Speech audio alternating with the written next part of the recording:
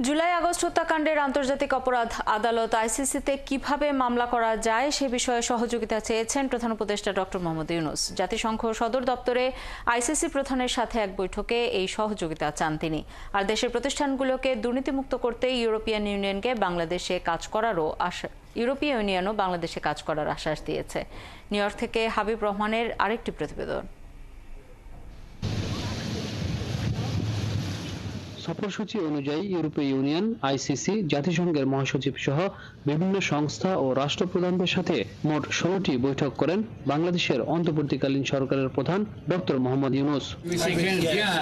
আন্তর্জাতিক অপরাধ আদালতের প্রসিকিউটর করিম খানের সাথে বৈঠকে প্রধান উপদেষ্টা জুলাই আগস্টে বাংলাদেশে যে গণঅভ্যুত্থান হয়েছে তা তুলে ধরেন।